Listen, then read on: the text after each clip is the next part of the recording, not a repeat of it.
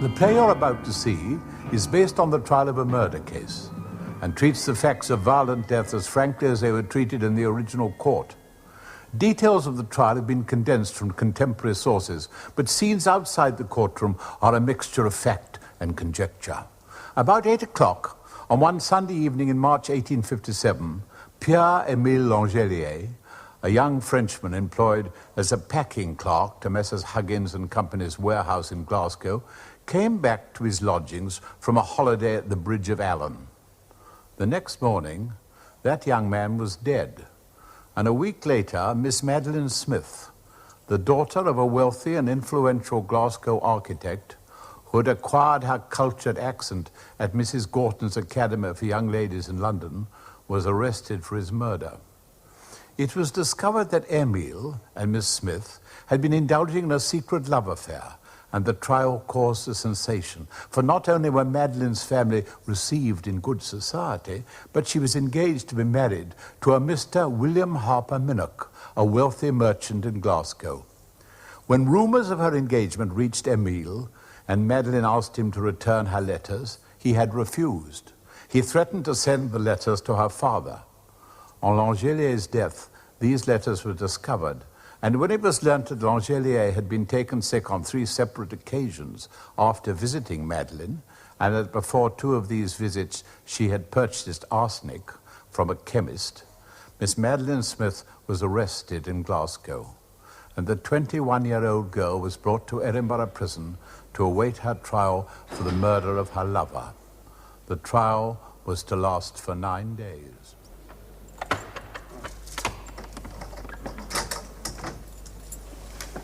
I'm sorry to disturb you in your reading, Miss Smith, but you have a visitor.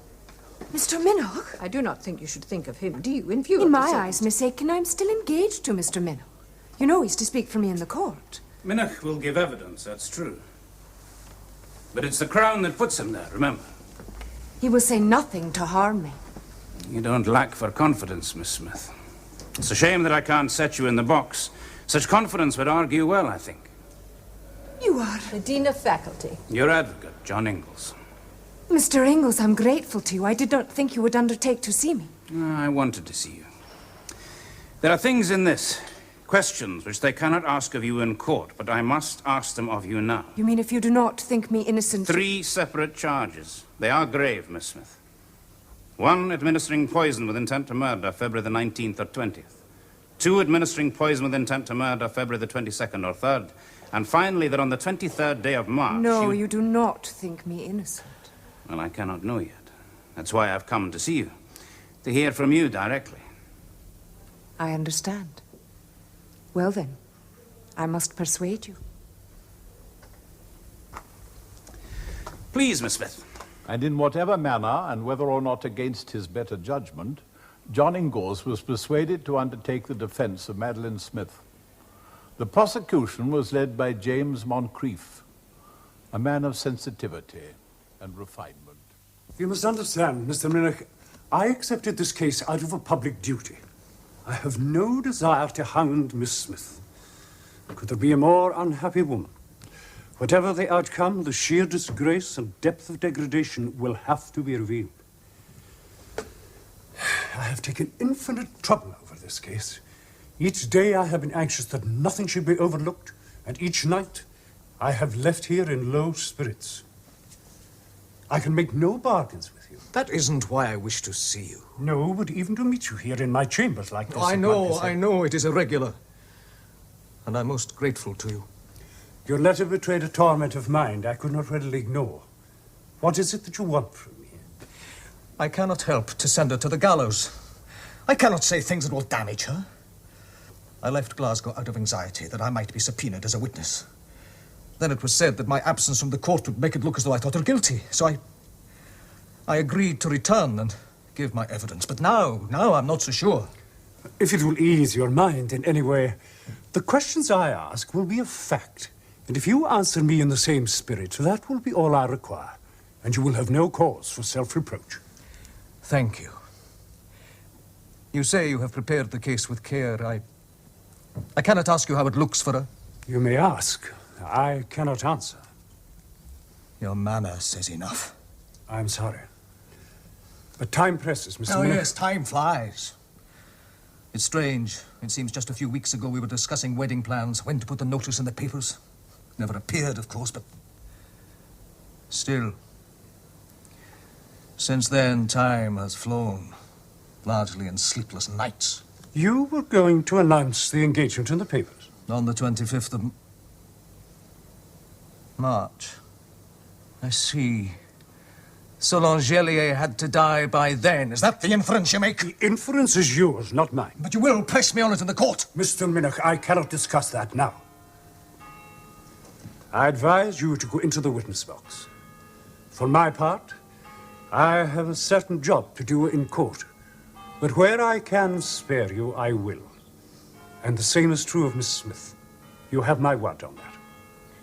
And now. Thank you. I'm so afraid of what I will hear in court. Could you not prepare me in any way? It would be a kindness, yes. But no, I cannot do it. A packed court, including just one woman spectator, heard precisely how L'Angelier died when his landlady, Mrs. Jenkins, was called to give evidence by Mr. Moncrief. My lord, as the evidence I am about to lead will furnish details of L'Angelier's illness and death, may I suggest that the medical witnesses should be present? I'm sorry, my lord, but this proposal from the Crown is totally unexpected. Yes, it is material that the medical witnesses should hear directly from the present witness of the symptoms on which they will later have to pronounce. This I willingly accede. But we have had no notice of this, my lord. If the Crown have their medical men in court, then so must the defence. And that, my lord, is impossible at this juncture. We cannot conjure them from the thin air. I may say the rule of court is that medical witnesses shall not be present, unless the case is such as to induce us to relax that rule. Under the circumstances, I will not press the motion. Now, Mrs. Jenkins. On the 17th of March, L'Angelier returned from Edinburgh. He seemed disappointed not to find a letter. On the 19th, he left for Bridge of Allen. Yes. A letter came for him that day, and you gave it to your lodger, Mr. Thorpe, for him to address and send on. And you next saw L'Angelier when? I next saw L'Angelier on the Sunday night about 8 o'clock. Well, it took me by surprise. I asked why I'd come home. Did he have an answer? Yes, oh yes. He said the letter you sent brought me home. What did you judge to be his state of health? Well, he looked well, and he said he was a great deal better. Will you tell us what happened later that night? Yes. He went out that night about 9 o'clock, and before going out he said, "If you please give me the pass key. I'm not sure, but I may be late." Yes, carry on. I saw him next about 2:30 on the Monday morning. He did not use the key, you understand. The bell rang with great violence, and I rose at the bell. I rose and I called, "Who's there?" He said, "It is I, Mrs. Jenkins. Open the door, if you please." And then when I opened the door, he was standing with his arms closed across his stomach. He said, "I'm very bad. I'm going to have another vomiting of that bile." Well, the first time he'd been ill, I had said that's bile, and he had replied, "I never had bile, I never was troubled with bile." Then I said, "Have you taken anything that has disagreed with you?" Referring there, you understand, to the food he might have took at Bridge of Allen. And he said in reply to that, "No, I have taken nothing. I never was better than when I was at the coast." Meaning, as I understood, meaning at Bridge of Allen. Yes, and I was well at Bridge of Allen when I walked with William Minnoch there and we spoke of our marriage. "You shall see what a good wife I'll make." And he said, "I don't doubt it." And after the doctor left? L'Angelier asked me what the doctor thought. "He thinks you will get over it," I said, which was the truth. He shook his head. "I'm far worse than the doctor thinks." Well, I remember that is what he said. And several times I went in. He kept saying if I could get some sleep, I should be better then. And then when it came to 9 o'clock and I drew the curtains to let in the light, oh, he looked so badly then. I asked if there was anyone he'd like to see. He asked to see a Miss Perry. Oh, yes, he would, of course. And did Miss Perry come? She came too late. Miss Perry did come, yes, but She came too late. When did Miss Perry come? Miss Perry came about 10 o'clock, and I asked if she was the intended. "Are you the intended, madam?" But she said, "Oh, no, I'm only a friend." Well, I had supposed when L'Angelier asked to see her that she was the intended. Anyway, I told her he was dead. Oh, she was very sorry at the news, very strikingly so. Oh, very overwhelmed. She cried a great deal. I was surprised. And when she said that she was not the intended, were you surprised at that too? Well, no. When she told me she was not the intended, I said I heard he was going to be married and how sorry the lady would be. And when you said that the intended would be sorry, now did she make any answer to that? She told me not to say much about the intended or to leave the matter alone. I wonder how old she is. When I'm as old as Mrs. Jenkins, I shall take such care of my hair and skin that all the world will look at me and think what a young old lady I am.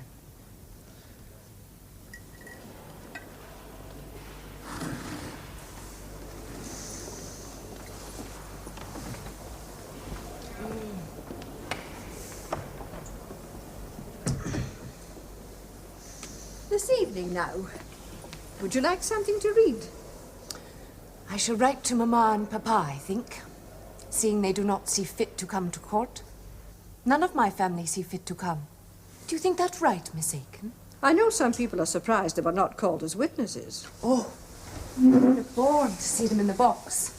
But all the same, when all the world is in court, and all the world is here, you know, the newspapers, they relish every word. And they sketch me all the time, you know. But that is what keeps them away. The fact that all the world is here, as you put it. Well, I'm glad no one came today. It's really been so tedious. I know that the medical evidence is important. Mr. Ingalls says it's important. I am sure you have to trust to Mr. Ingalls. That horrible little man with his talk of intestines and so forth. And would you believe, at the end of it all, Lord Hope paid him a compliment. Said he'd never heard anything more distinct.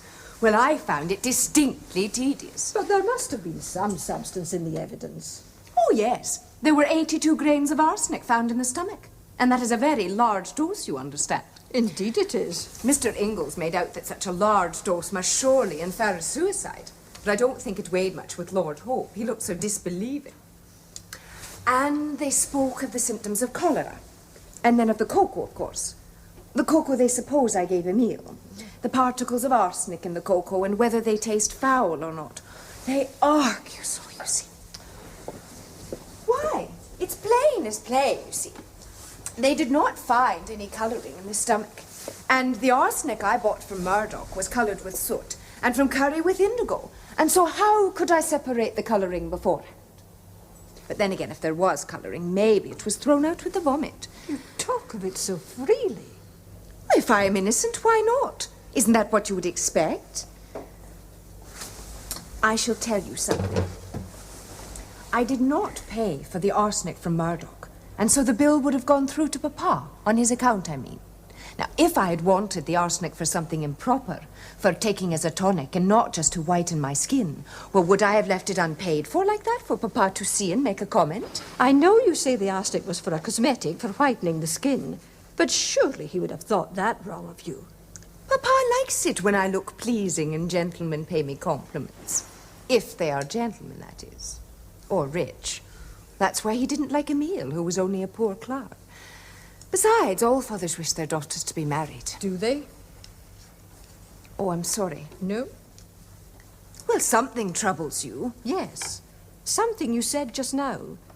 When you say taking arsenic, you mean internally? Emile took arsenic as a tonic. A sort of elixir. Oh. He did. And he took laudanum, too. More than he needed for his aches and pains.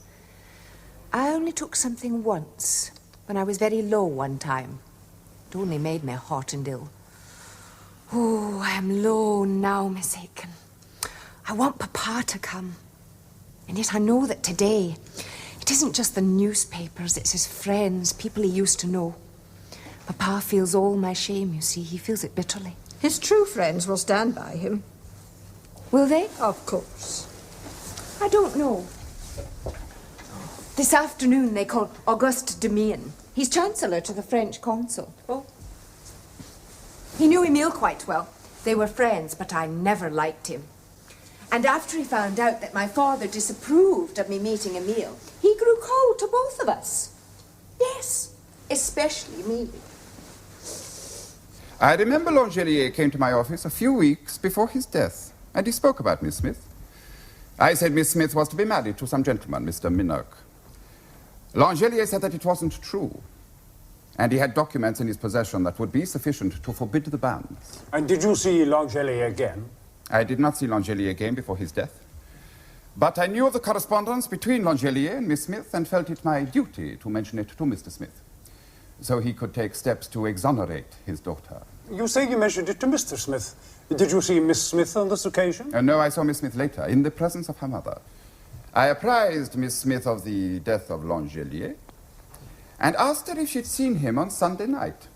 She told me she did not see him. Carry on, please. Well, I observed to her that Monsieur L'Angelier had come from Bridge of Allen to Glasgow on a special invitation by her, by a letter written to him. And her response? Miss Smith told me she was not aware that L'Angelier had been at Bridge of Allen before he came to Glasgow. It will come out that I knew, of course. This letter you speak of, the letter you think brought him back, did you know of this letter yourself? I heard there had been such a letter. And you say the mother was present throughout your meeting with Miss Smith? Yes, my lord. You may continue. Was anything further said of the letter? The letter that summoned him back. Well, then I asked how it was. Being engaged to be married to another gentleman, she could have carried on a clandestine correspondence with a former sweetheart. She told me she did it in order to get her other letters back. Did you ask if it was habit with her, meeting L'Angelier? Yes. I asked if it was true that L'Angelier had appointments in her home. And she told me he'd never entered into that house, meaning the house in Blytheswood Square. That's not what Christina Haggart will say. But then it can't be helped. To return to the letters, Monsieur de Meon. The correspondence that went before, did she speak about it at all? Yes.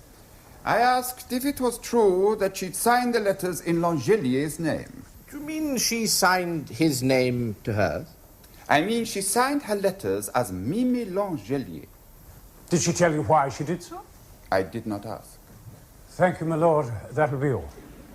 You could have asked, you know. I would have said I wanted to be his wife, and that's why I used his name. I loved him. I did. But then Papa intended me for money, and later on I saw that he was right. I wanted to be William Minoch's wife. My name is William Harper Minoch. I'm a merchant in Glasgow and a partner of the firm of John Holdsworth and Company. I live in Main Street above the house of Mr. James Smith. I have been intimately acquainted with his family for upwards of 4 years, and I made proposals of marriage to Miss Smith on the 12th of March. She accepted me. The time of our marriage was fixed between us. There was nothing which suggested any doubt to my mind as to whether our engagement should continue. And I was aware of no attachment or peculiar intimacy between her and any other man. The time of the marriage was fixed for the 18th of June. You see, you met her again at dinner at Mr. Middleton's house on the 25th of March. You were not aware of anything wrong.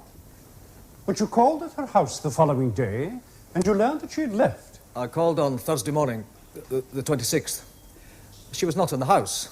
Well, I was told that she'd left the house, and then with Miss Smith's brother, I went to the Smith's country house, Roallan, to look for her. We went by train to Greenock, and then on board the steamer.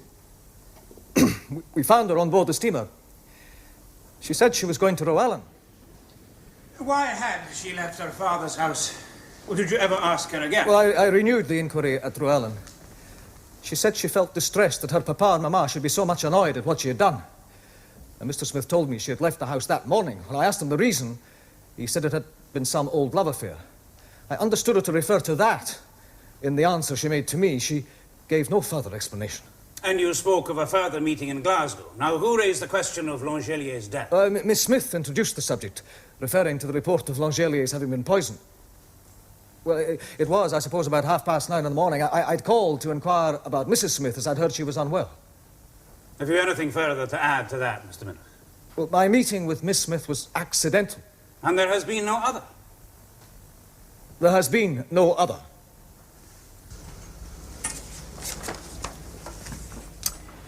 My dear Mary Jane, this trial seems to go on forever, and how much longer I still do not know. First, I want to thank you for today, for giving your evidence so clear and sweetly. Mr. Ingalls says it is a good point in my favour that we went together to the chemist, and I bought the arsenic so openly. You will understand why I said it was for the rats, because I wanted it for my complexion, and they wouldn't have sold it to me for that, for a chemist can understand rats, but not fair skin.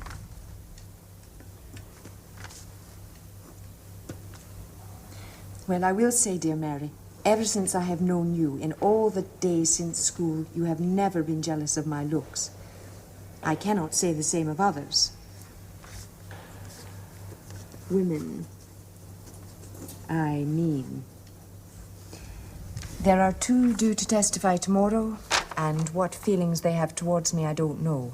The one is Mary Perry, a great friend of Emile's. The other is our servant, Christina Haggard. Although she has married and is Mrs. Mackenzie. No. Now, Mrs. Mackenzie, the visits made by L'Angelier to the house. You have described a visit during the day. Did he ever come at night? He came back to the house at night. He came back oftener than once. How many times did he come back at night? Well, I don't think more than 3 or 4 times. And at what time of night did he come? He came about 10 o'clock, before the family retired to their rooms. Well, they were all at home, as far as I can remember. On the occasions you speak of, did he enter the house? On these occasions, he stood at the back gate. He did not come into the house? He did not, to my knowledge, come into the house. Might he have come into the house without your knowledge? I don't know if he came in. But you do know he came to the back gate. Was it locked, do you know? I opened the gate. Well, I opened the back gate at her directions, at Miss Smith's directions. She asked me to open the gate for a friend. Bear with me, please. I would like to get this clear. You heard footsteps coming through the gate and you went into the kitchen. You did not hear where Miss Smith went to, and you did not hear the door of your room being shut. That is the servants' room. You will remember Miss Smith slept with her sister, and the sister was presumably in bed. So you stayed in the kitchen with the cook, and you state that you stayed longer than usual. Why? Miss Smith had told me to stay in the kitchen a little because she was to see her friend. Did she tell you where she was to see her friend? No. So you stayed in the kitchen with Mrs. McLean, the cook. And I wonder, did it occur to you, did you know where Miss Smith might be whilst you sat in the kitchen? No. You did not know that she was in your bedroom? I didn't know that she was in my bedroom. I must press you, Mrs. Mackenzie. It did not once enter your mind? Well, I had no doubt that she was there, but no, I did not know it. No.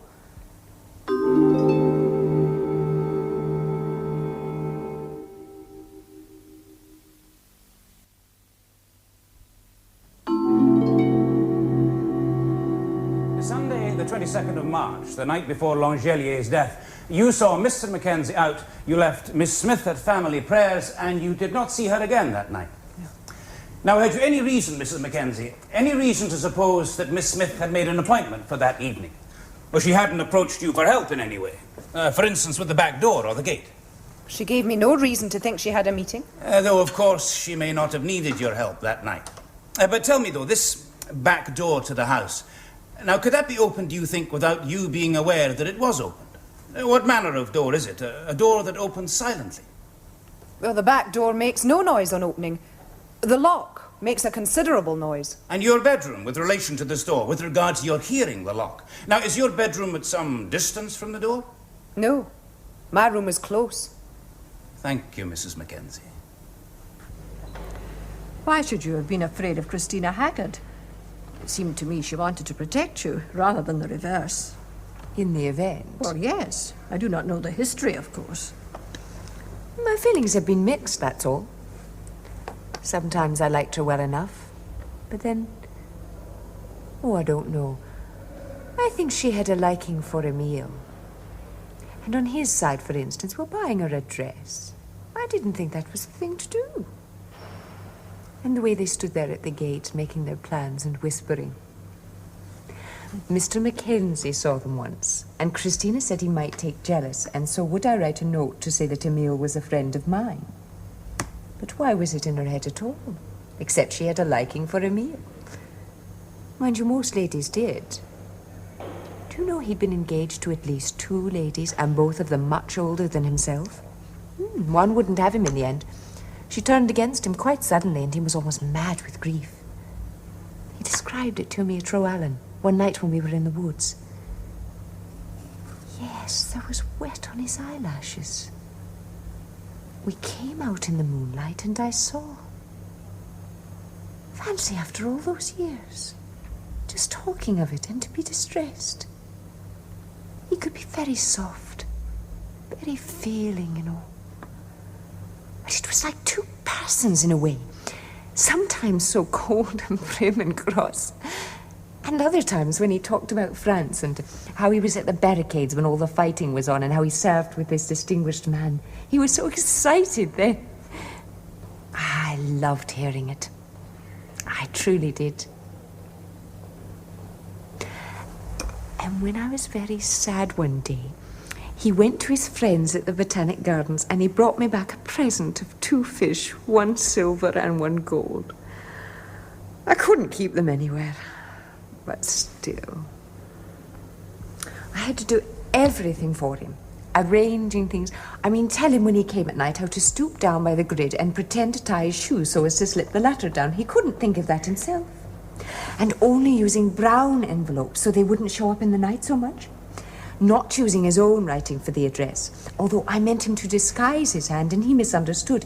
He asked Huggins the packer to do it at the warehouse, which was most indiscreet. But then he was talking about me to Stevenson at work and Damien and that man at his lodgings, that man, Monsieur Thaw. Even bringing him direct to the house and showing him where he tapped with the stick for a signal. Bringing and showing him. I mean, can you imagine, Miss Aiken? And if we had eloped, I'd have had to arrange it all. He would have had no notion of what it was and no enjoyment of it. I mean, the sheer clandestineness. And you would have enjoyed it. Oh, yes, of course. I did love Emile. They won't read all the letters out. These not the warmest passages, I know. Mr. Moncrief has seen to that. But if they did, I wouldn't mind, Miss Aitken. Because all the things they think the worst, the parts they call indecent and so wrong, those are the parts I meant the most. Some of the parts I didn't mean at all, but I really meant those. When I saw the wet on his eyelashes, I felt so very weak, as if I had no bones in all my body. Oh, it's a wonderful feeling, isn't it? I cannot understand these things. But then you're not married, are you? No. Well, the same with Mary Parry. How could she understand me and Emile?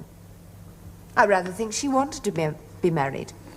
For all her age, however old she is, I'm sure she'd have had him herself. What? Oh, yes, Emile, I mean. If only he'd have countenanced it. And anyway, she may have had some hopes. My name is Mary Arthur Perry. I live at 144 Renfrew Street, Glasgow, and I became acquainted with the late Monsieur L'Angelier about the end of 1853. We attended the same chapel, that is, St. Jude's. Then, in the spring of 1855, I came to know him very well, and the friendship grew even stronger from then on. You see, at that time he had heard of his news of his brother's death, and he was indeed in very great distress. In the early part of that summer, he told me he was engaged to Miss Madeline Smith, and I was aware from him, from that time forward, of the progress of his attachment and correspondence. In August 1855, I was introduced to Miss Smith. He brought her to call on me. I wanted to please him, you see. After that, I received several letters from her. That's why I wrote, to please Emile. Yes, production number 141 is a letter from L'Angelier to me, dated Bridge of Allen, 20th March. Please, could you read the last paragraph to the court? I should have come to see someone last night, but the letter came too late. What did he mean by that? To whom do you think that paragraph referred? I understood it referred to Miss Smith. L'Angelier dined with you on the Tuesday, 17th of February. He told you that he expected to see Miss Smith the coming Thursday. You next saw him on the 2nd of March, at which time he was looking ill. He mentioned falling on the floor, not being able to ring the bell. And you believed that illness to be on the 19th of February. Is that correct, Miss Perry? From circumstances, I knew it was the 19th. Did he tell you that he had seen Miss Smith on the 19th? No, he did not tell me that. But he told me of having had a cup of chocolate that made him unwell. He told me of that on the 9th of March. But you saw him on the 2nd of March. He made no mention of the chocolate then? Well, no. On the 2nd of March, he said he could see no clear cause for the illness. But on the 9th, he said, I can't think why I was so unwell after getting that coffee and chocolate from her. Her? I understood he meant Miss Smith. He was talking about her at the time. He was talking of his extreme attachment to her. He spoke of it as a fascination. Can you remember the words he used? I can. He said, it is a perfect fascination, my attachment to that girl. If she were to poison me, I would forgive her. I said, well, what motive could she have for giving you anything to hurt you? He said, I don't know that. Perhaps she might not be sorry to be rid of me. It's very important, Miss Perry, to know in what manner he said those things. If it was said lightly, as a jest, or if it was said in earnest. The tone is very important. All this was said in earnest. Although the expression, be rid of me, that I interpreted in this way, that she meant to be rid of the engagement. Yes, but surely... Oh, if I might go on, if I might make it clear. Yes. From what he said to me, there was some suspicion in his mind as to what Miss Smith had given him. But it was not a serious suspicion. And now, Miss Perry, you put the date of L'Angelier's illness as the 19th. You say you are convinced of it. Yes. His second illness was in the last week of February. Therefore, the first illness was on the 19th. And yet, my dear Miss Perry, when you were first examined, you had no recollection of it, did you? You had no recollection of that date. Well, no, that's true. It was suggested to me by the Procurator's office. Suggested to you? They said that the 19th was the date mentioned in the pocketbook as the date of the first illness. As the pocketbook belonging to L'Angelier? Yes. When was your meeting with the Procurator's office? On the 4th of June. And before the 4th of June, before you learned what date was in the book, you had no memory of that date yourself? Until I was told, I did not recollect the 19th as the day. But then I did recall it, only some days afterwards.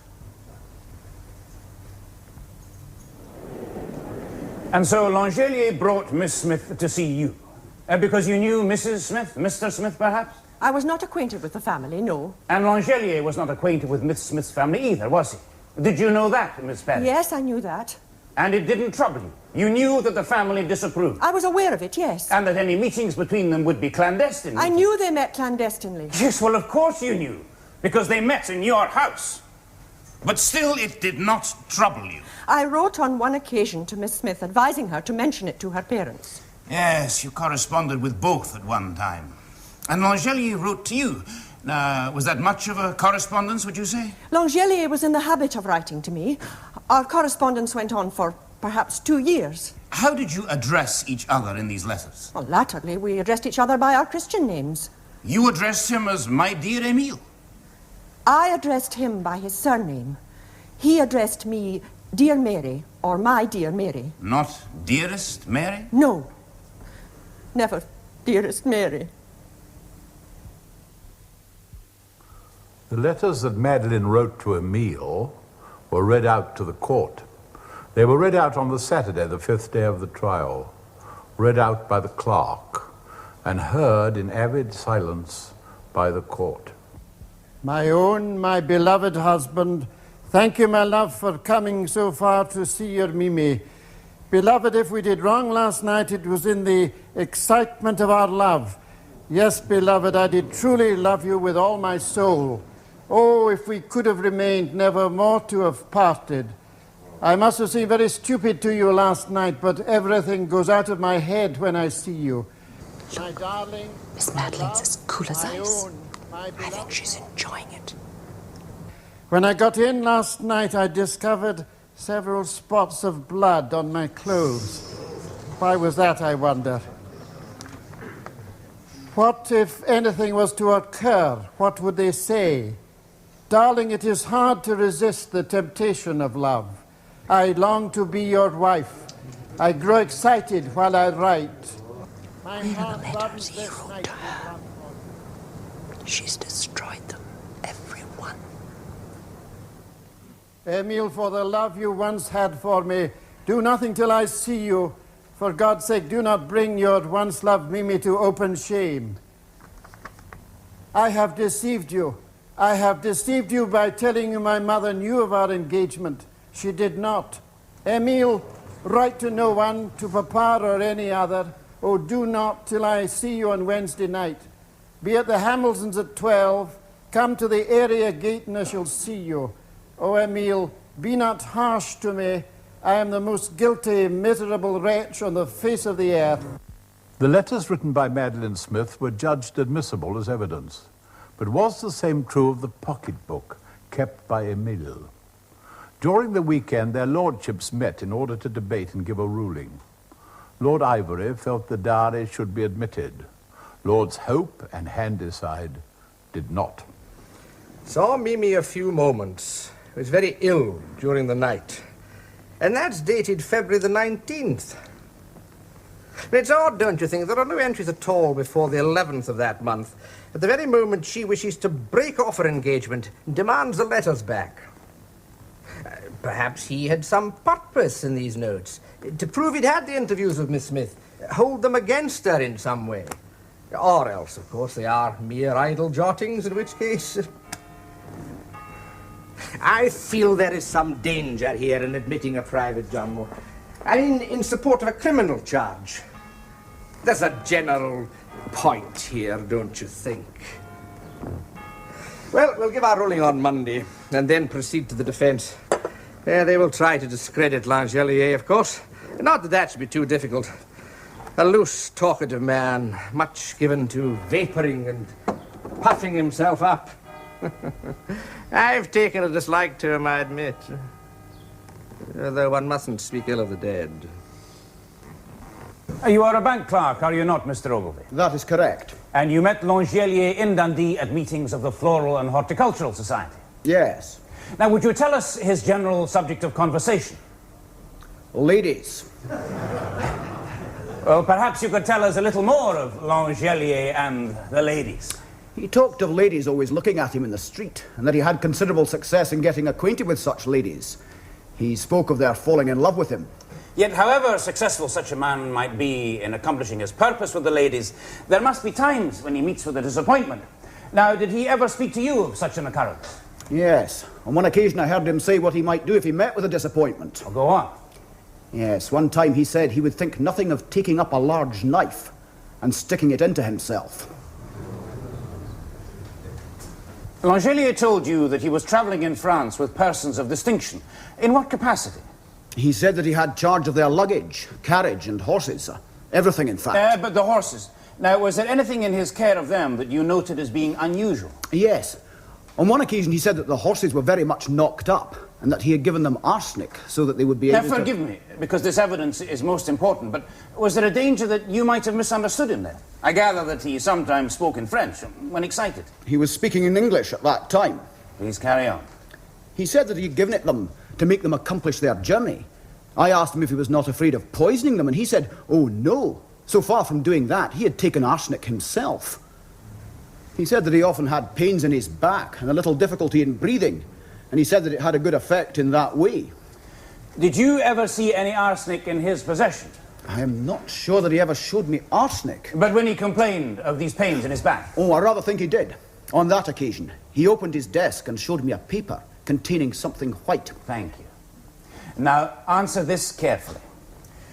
Did you ever see him take any dangerous substance? Now, any substance which you might consider to be dangerous? I have seen him on more than one occasion. eat poppy seeds in large quantities, in handfuls. I expressed surprise. I thought poppy seeds dangerous because opium is extracted from them. Yes, Mr. Ogilvy. Opium is extracted from them. Well, it's done now. I've done my best. It isn't done at all. You still have the address to the jury. No, with the witnesses, I mean. I couldn't press the suicide much further. As it is, I may have pressed too hard. Are you tired, Mr. Ingalls? I have got through 31 witnesses today. Yes, I'm tired, Miss Smith. Then I suggest you go home and retire to your bed rather than chatter here with me. Some of the witnesses proved vague. I think, in truth, I ran a hare that did not work. Well, if you did, it's past. And anyway, I need my sleep if you don't. I like to look my best in court. They shan't have the satisfaction of seeing me looking worn out and wretched. Do you ever look worn out and wretched? Yes, not very often. Well, I shall say good night. Yes, you're right about sleep. Moncrief will speak tomorrow. Speaks too well for me to doze in court, I think. But you'll speak better, Mr. Ingalls. I know you will. On Tuesday, the 7th day of the trial, the Lord Advocate, James Moncrief, addressed the jury. In his day-long speech, he missed nothing that would tell against the prisoner. While a prisoner in the position of this unfortunate lady is justly entitled to say that such a crime shall not be lightly presumed or proved against her, yet, gentlemen, if the charges in the indictment be true, you are trying a case of as cool, premeditated, deliberate homicide as ever justly brought its perpetrator within custom and penalty of law. These two persons met, and in the course of 1856, act of improper connection took place. She had so completely committed herself by the end of the year that she was, I will not say in L'Angelier's power, he was in hers, but she belonged to him and could, with honor, belong to no one else. But her affection began to cool. Another suitor appeared. She endeavored to break off a connection with L'Angelier by coldness. She asked him to return her letters. He refused, and threatened to put the letters into the hands of her father. It was then she saw the position she was in. She writes in despair to L'Angelier to give her back her letters. He refuses. There is one interview. She attempts to buy prussic acid. There is another interview. She has bought arsenic. There is a third interview. She has bought arsenic again. Her letters, instead of being cold, once again assume all the warmth of affection they had the year before. On the 12th of March, she has been with Mr. Minnoch, making arrangements for her marriage in June. She buys arsenic on the 18th. On the 21st, she invites L'Angelier, with all the ardor of passion, to come and see her.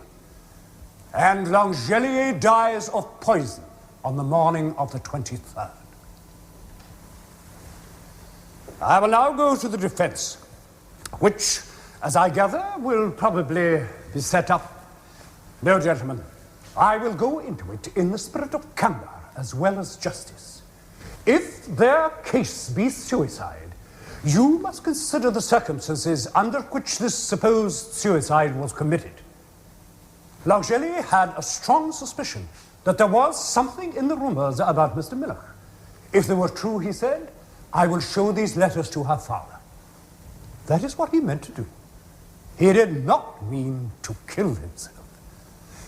He came from Bridge of Allen for the purpose of seeing Miss Smith, the prisoner, very happy, in good spirits, cheerful. He went out at night with a letter in his pocket from her to go to Blytheswood Square. Well, now, is it conceivable that without having gone near the house, he committed suicide? Is it in the least likely that a man in his position would go to Blytheswood Square and swallow dry arsenic there and then totter home and die? Gentlemen, that is a supposition which is entirely inconceivable. Well, now, gentlemen, as I have said, I leave the case in your hands. I can see no outlet for this unhappy prisoner. And if you come to the same result as I have done, then there is but one course open to you. And that is to return a verdict of guilty of this charge.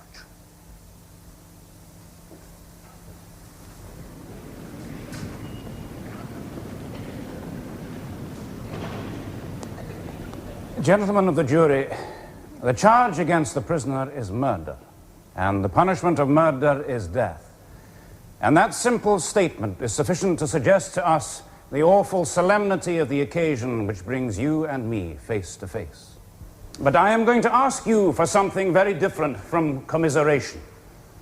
I am going to ask you for that for which I will not condescend to beg, but which I will loudly and importunately demand. That to which every prisoner is entitled, whether she be the lowest and vilest of her sex, or the maiden whose purity is as the unsunned snow. I ask you for justice. And if you will kindly lend me your attention for the requisite period, and if heaven grant me strength and patience for the task, I shall tear to tatters that web of sophistry in which the prosecution has striven to involve this poor girl and her sad, strange story.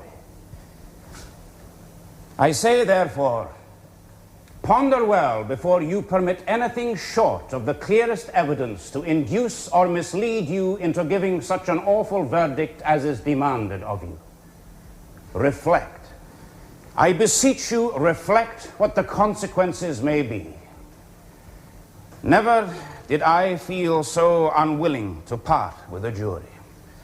Never did I feel as if I had said so little as I feel now after this long address. I cannot explain it to myself, except by a strong and overwhelming conviction of what your verdict ought to be. I am deeply conscious of a personal interest in your verdict. For if there should be any failure of justice, I could attribute it to no other cause other than my own inability to conduct the defense. And I feel persuaded that if it were so, the recollection of this day and this prisoner would haunt me as a dismal and blighting spectre to the end of life. May the Spirit of all truth guide you to an honest, a just, and a true verdict. But no verdict can be either honest or just or true unless it at once satisfies the reasonable scruples of the severest judgment and yet leaves undisturbed and unvexed the tenderest conscience among you.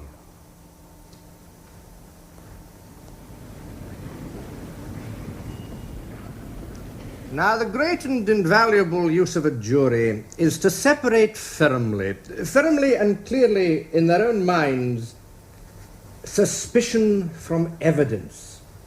Therefore, if you cannot say, we find here satisfactory evidence of this meeting on the evening of March the 22nd, and that the poison must have been administered by the prisoner at this meeting, whatever your suspicion, however heavy the weight of suspicion is against her, and however you have to struggle to get rid of it, you will do your best and bounden duty as a jury to separate suspicion from truth, and to proceed on nothing that you do not find satisfactory in the evidence against her. I am perfectly satisfied that whatever verdict you give after the attention that you have bestowed upon this case, it will be the best approximation to truth at which we could arrive. And you may feel perfectly confident that if you return a verdict satisfactory to yourselves against the prisoner, you will have done your duty under your oaths, under God, and to your country, and may feel satisfied that remorse you can never have. Gentlemen of the jury, who speaks for you? I do. And what is your verdict? The jury find the panel not guilty on the first count of administering the poison on the first occasion by a majority. On the second charge of administering the poison on the second occasion, not proven. and by a majority find the third charge of administering the poison on the third occasion not proven.